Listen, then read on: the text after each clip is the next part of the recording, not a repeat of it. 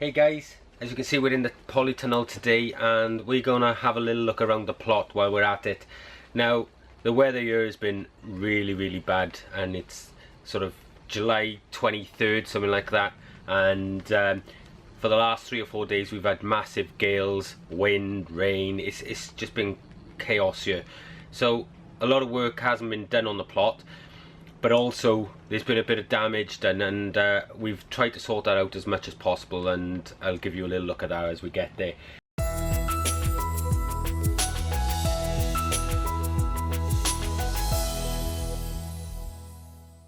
But the tunnel itself is looking okay. You know, we've got some stuff behind us which I'm going to take you through now. Okay, so here we have some giant cucumbers coming, and they have been, some of them have been formed. Whether or not they actually come to much, the grapevine is in the back, as you can see. It's doing superb. We have been cutting it back, it's all over there now, and it's taken up all 6 of the trellis of the espalier, if you like. We're running the black one across here, which I still need to tie up there, look. And it's doing really well. You know, the vines are starting to thicken right up as well, which is really good. And we're going to have an episode on how to propagate these grapes. It's very easy, but I've been asked a few times about it. We've got some seed going in here for our winter things, and that's all new, and we'll look at that later on.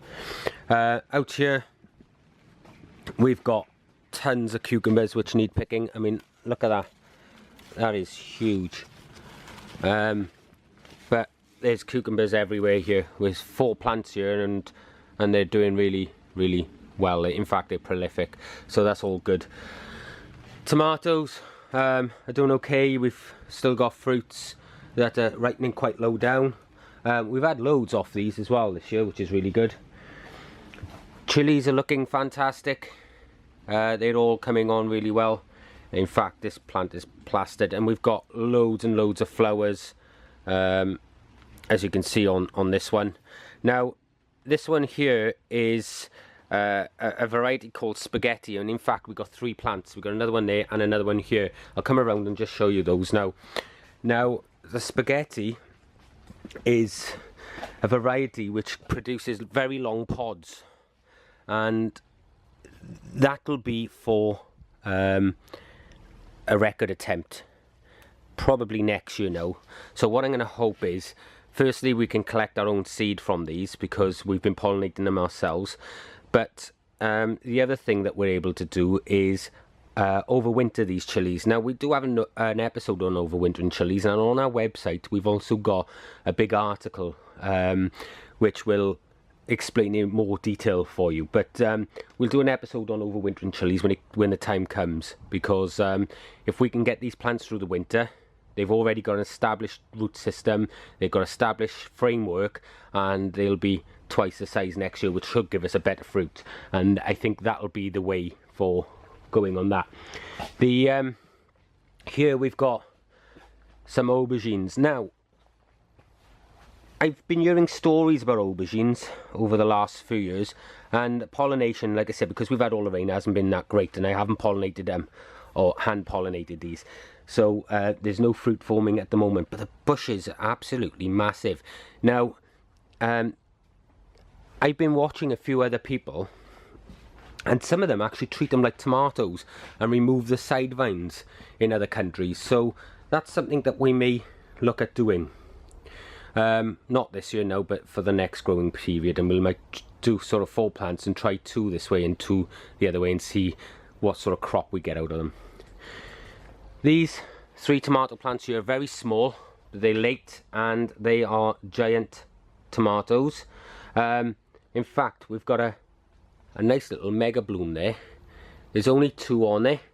I'm hoping for some better ones, and it looks like there'll be another one coming here. That's another 2, and another one over there. So that's good. We need to come in here and remove these side shoots, and it's just a case of snapping them out just like that and getting rid of this. We've got some lettuce and stuff here, which is more or less coming to the end. But don't take, when you use lettuce, guys, don't take the whole plant. I'm going to pull you back. Take the outer leaves, and this lettuce will continue to keep giving. It'll keep growing, so you can still use these outer leaves, and the plant itself will keep growing. And what it does, by removing these outer leaves, it puts more energy back into the plant, and the plant will just continue to keep giving. So you don't need so many plants.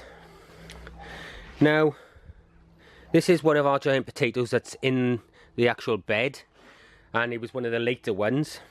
Okay, in fact, I think we only had 2 sort of take off out of that last 6 sowing that we did on the giant potatoes. I'm going to put a link up in the top corner for you guys to see that video. And these 6 here are the giant potatoes that were first sown right the way back in the beginning of the year, and as you can see, they're more or less coming to an end now. So I don't know what's in them, and again, I'll put a link to that as well in the top corner, because these were the first batch of 6. Hopefully there's a big spud underneath there, but with everything that's been going on this year, I'm not sure how well it's going to have taken off. Now, as you can see trailing along the floor there, we had an old marrow plant I left in here. It's in a bucket, it's rooted through the bottom of the bucket into the ground, and I've just left it there, and a friend has been using it for male flowers for his marrows.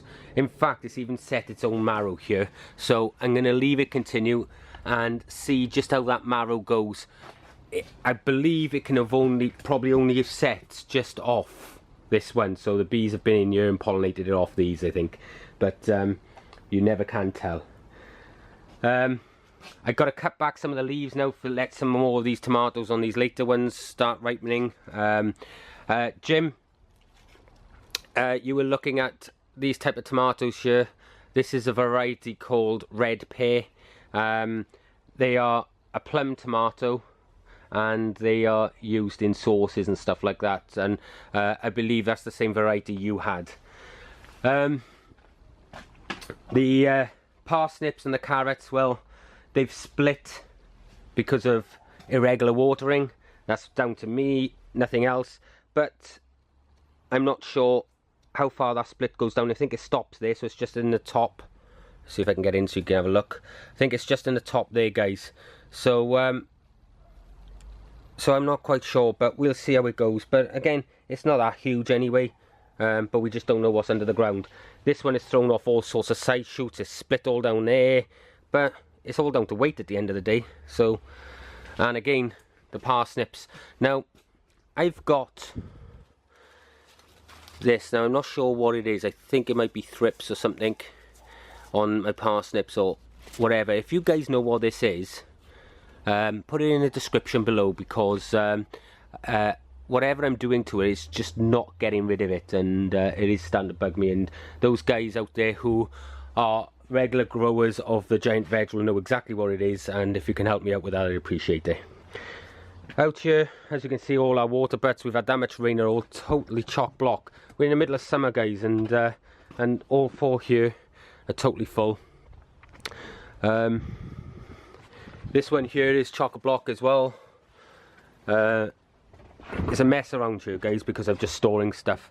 The comfrey that I took from the old plot, and we put little pieces of root in like this. Now, this is a variety called Bocking 14, and I've let it sort of just get established this year because I need more comfrey in, and we're going to put it all along the tunnel here, and this is where our comfrey bed will be. But this variety, Bocking 14, is a strain that can't spread itself via seed. It can only spread via a root division. So it's a sterile plant, and it's good because you haven't got to worry about it getting it absolutely everywhere, but it gives you all of the really good feed that any comfrey plant can give. And you know, we're a big fan of using comfrey and things in our garden. Again, we've got another plant there, another one here, and the bees absolutely love this, and this is another reason for bringing the Bocking 14 up here, because this is going to be our sort of nature area when it's done, and it will attract all the bees, and we're going to have bug hotels here, which is going to be a later episode. Now, I was watching an episode, God, quite a few months ago, of a guy called Pond Guru, and he's got a massive pond. I say it's a pond, it's more like a lake in his garden. It's huge, guys, and his name's Richard, and he used a product called which was a clay. I forget the name of it now, and I know he struggles pronouncing the name, so but there's a clay that you can put in which take all the green and clear up the water. And basically how it works is, when you put it in the water, it clumps all the algae and things like that together and drags them to the bottom, so it clears the water up. So we might get some of that clay and try that in here, but I'm also going to probably run a little solar power pump in here to move some water around. But the fish and wildlife in here are absolutely loving it. It's been a really good pond. And the other thing as well, the lilies, although closed today, the other day I came up here and 3 of those lilies were open, so that's really good. And that's a lily plant that I sort of took out of my mother's pond. And again, I did a 3-part refurb of that pond because it was an old concrete pond, and I did a total refurb of that pond, and we put in a waterfall and all sorts, and it looks brilliant now. And when we took the lily out of the bottom of that, it was absolutely massive. So this was like a cutting from or a root division from that lily. So, but again, as you can see right over there, there's bees all over the comfrey, so it's all good. And hopefully we can get this area really going well for us. And but it is attracting a little butterfly there. It's attracting all the wildlife in the area already, so I'm really pleased with how it's come as a basic area. We just need to tidy it up and finish getting all the parts in there. So area's not doing so good. We had all the wind and rain snapped a load of these flowers off, so that I came up here this morning and they were all on the ground and what have you. So that row of them have pretty much gone, just down to the root and the tubers. So I'll lift the tubers at some point and we'll see whether or not we can store those. We've got some leeks in here ready for the winter. These are turnips ready for the winter. They're just coming through. Now the corn, I've stood a lot of it back up, but this absolutely got hammered in the wind and rain here.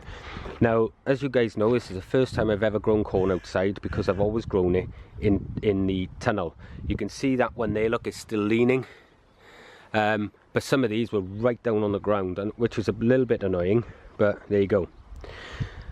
We had a spare carrot and parsnip from the Giants, and I stuck them out here, which seemed to be doing quite well. This one has had a bit of centre dieback. I'm not sure what they call that, where it's centre rot or something like that, but we'll leave it there and see how that goes as well. The netted frame that we had here, I've taken all the netting off, and I've left, we had some sprouts go to seed last year, and I've left that in there for them to dry off, and the wind has knocked that flat as well, as you can see. But this netted frame, I've had an idea, and I don't know what you guys are thinking about it, but I'm thinking that we're going to plant these fig trees next to this netted area along here, and we're going to get them in the ground. We're going to create a bed and sheet that off, and we're going to move this down quite a way, and we're going to put all the bins up alongside this area, and then we're going to turn this, or I'm thinking of turning this into a polytunnel, another small polytunnel. What are your guys' thoughts on that? Do you think I should turn this into a polytunnel, or should I keep it as a netted brassica cage? My only issue with a netted brassica cage is that you have to keep moving it, because obviously you have rotation. But if I turn this into a polytunnel, it's another indoor growing area that I can utilise. We will move it down further, probably where the barrels and stuff are down there, so it gets a bit more light, maybe off the back of that greenhouse which is on the next door plot. So let me know in the description, guys, what you think of that idea, and whether I should or shouldn't do it. The giant cabbage, well, some are looking okay, others are not. This one is just chucking out leaves all over the place, and it doesn't, there is a heart literally starting to form, but I don't think much is going to come of that. It's in a bit of a mess. This one's looking a little better. It's starting to form a heart, so I'm not sure again on how this is going to go. This one got absolutely ravaged by caterpillars and things like that. You can see where the wind has just snapped off this leaf, look, but that is probably forming one of the better hearts, but again, you know, you just don't know. And this one here, the plant itself is doing okay. I've got a bit of white fly in there, so I've got to deal with that, and again, it's starting to form a bit of a loose heart, so I don't know whether or not that's actually going to do much. And that was my best looking plant at some point. The onions are ready to lift, so I'll be lifting those shortly. As you can see, some of them already bending over and what have you, and again same with the red. Now the marrow patch, as you can see, has gone absolutely ballistic. It's throwing side vines everywhere to the point where I'm having to bend them down because they've come out as far as the path. That's about 6 feet from the main stem, so we're bending them as they go down, you know. They're starting to fill out the centre as well, which is really good. It won't be long and this whole patch will be absolutely packed. Now we have set 3 marrows, although I've got marrows all over the place, here, I need to cut them off, and this has all been from the last thing. Now the leaves are looking a bit dirty at the moment because of the amount of rain we've had up here, but I've set a marrow off this plant here, and that is down on a side, on the main vine, which is just in there, so I haven't long set that one. I've set the marrow off this one, which is just over, where are you? It's just over here somewhere, I think. Oh, it's just under there, look, hang on. That's just under there, so that's been set. And I've got one set just up there off this plant. Now at present, I set one on this plant here, but it started rotting off, so we've had to pull it. And I want to try and keep it on the main vine. So we've got one coming through here, and hopefully when this one opens up, I'll be able to set that one. It'll be a bit later than the rest, but that's fine. And if not, we got plenty on side vines that I can set. But this is about 14 feet from where the actual main root is, so it's a good way away, so that most of the plant will be feeding it. Beans, although late, are coming through, and there's 3 varieties in there. And like I said, you know, we sowed a lot of stuff direct this year due to being late with the shed build. The potatoes are all still going okay. Some of them are going over now when they need digging out, but I'm going to leave them until the tops die off. I've got no blight here, as you can see, guys. I've been trialling a product called JBA Blight Guard, and I've got to say, a lot of the other plots up here have had blight, and it's not touched these at all, so that's really good. The trials, as you can see, they're yellowing in the buckets now, and this one here is starting to go over as well, so we will pull them and we'll look at that potato trial as we go on. Giant beans, I had really poor germination with these this year again. They went in the ground direct only because I was late, and only 3 plants came up out of, there was 2 planted per post, so I think it was like 36 seed, and only 3 came up, so that's really poor. And so along here now you can just see there's a load of radish seed just starting to germinate. It was buried, but obviously this rain and stuff has pulled it out, so that's another batch of radish coming up there. We've got some chives been planted direct in that, just to fill in some gaps. Now we've got some, we harvested a row of broccoli from here, sorry, of collie from here, and we've got some more in its place. And successional sowing, which is, you know, which is really what you want to be doing. We haven't really kept on with it this year, so but we have got some collie to go back in their place, and we've got a few more coming through, just small heads on these coming through, so they'll be ready to take in the next few weeks, so we'll have more collie. The broccoli this year was absolutely atrocious, so we'll be ripping that out. We've had some really good beetroot, which is good, and our Swedes are looking fantastic. I mean, the Swede is just ready to come out of there now. I don't know if you guys can make that out, but but they are looking absolutely fantastic. Again, we've got some white fly in here which we need to deal with. Hiya, you're right. Yeah, so so that's the plot at the moment up here. Let's go and have a look at the fruit. Okay, as you guys know, we netted off this area which had all the red currants on, and we had 36 pound of red currants. And if I've got enough room left, I'll put a link to that video as well. Now here's an area I want to get sorted out, but we've got some leaves stored behind there. We need to clear this area out because it's a bit of a mess. But last year we were very kindly sent one of these, which is a Logan Berry, which is a cross, I believe, between a black currant and a gooseberry, and they give off quite nice fruits. We've already collected that. Now, as you can see, the plant has got quite big. Now, just a little bit further down, the stem down here is starting to turn woody, and up here it's a lighter colour. This stuff is perfect for taking propagation cuttings from, and I'm going to do that this year, because what I'm looking to do is put a row of them in along here.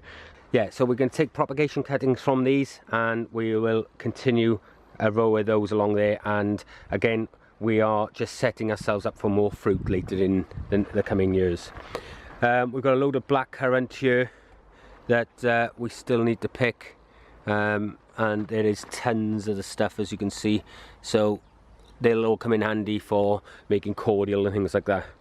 Honeyberries, again, the bushes are looking fantastic. We've had fruit off them, which is good, but I weren't expecting any this year at all, so that's fantastic. Now, when we were talking about netting, this again, another temporary netting thing, couple of bamboo canes, some pots on the top, and drape the netting over that. And this is protecting our blueberry, and as you can see, we got absolute loads of blueberries in here. In fact, these are not all ripening at once, which is good, but we got tons of blueberries on these plants. We just need for more to sort of ripen before we come in and get a feed, and then we can worry about weeding this area later. We had a really good gooseberry crop, which is the crop below. There's still some on the plants. This area I do want to sort out.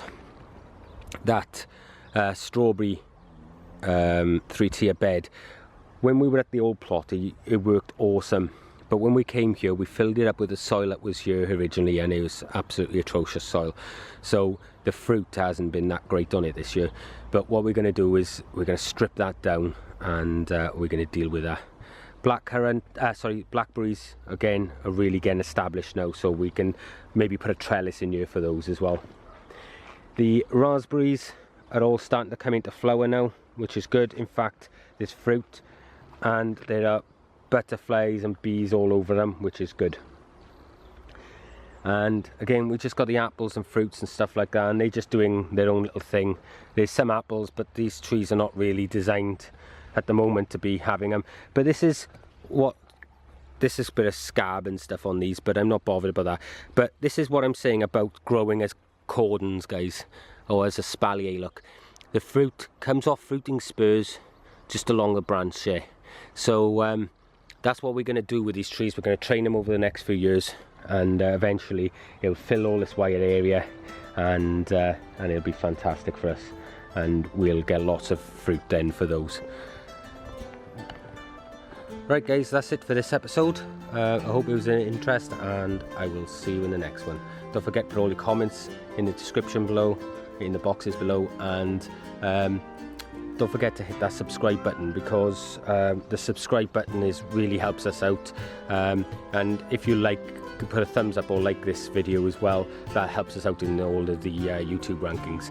Anyway guys, I'll see you in the next one. Bye bye.